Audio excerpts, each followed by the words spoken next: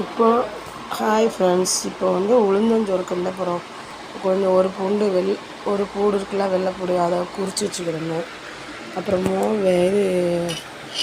உளுந்து, அரிசி ரெண்டையும் எடுத்து வச்சுக்கணும். உளுந்து கொஞ்சம் உலக்கு போடணும், அரிசி ஒரு உலக்கு போடணும். சமமாலாம் போட்டால் அது நல்லா இருக்காது, கொஞ்சம் கொஞ்சமாக போடணும். இல்லை இதில் பாதி அதில் பாதி அப்படி போடணும். அப்படி எடுத்து வச்சுக்கிட்டு நம்ம வெந்நியை காய வைக்கணும். வெந்நீர் கொதிச்சிட்ருக்கு பாத்திரத்தில்.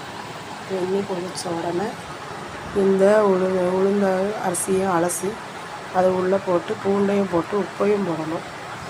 போட்டு நல்லா வேக வைக்கணும். கொல நிறைய தண்ணி வச்சுருக்கணும். கொலன்னு இருக்கணும், ட்ரையாக இருக்கக்கூடாது, உதிரியாலாம் இருக்கக்கூடாது. கொலன்னு இருந்தால் நல்லாயிருக்கும். அதை பண்ண போகிறோம். லாஸ்ட்டில் நெய் ஊற்றி சாப்பிட்டா செமையாக இருக்கும்.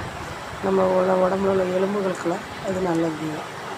இப்போது நான் அரிசி கலந்து போட போகிறேன். இந்த உளுந்தையும் அரிசியும் கலஞ்சி போட்டாச்சு. இது நல்லா கொதிக்கணும், கொலன்னு ஆகணும். குழஞ்சாதான் நல்லாயிருக்கும். சரி, அதை வேகிற வரைக்கும் வேறு ஏதாவது துவையல் அரைச்சி சாப்பிட வேண்டியது. தேங்காய் துவையல் இதுக்கு நல்லாயிருக்கும், மல்லி துவையலும் நல்லாயிருக்கும். ஓகே, பாய்.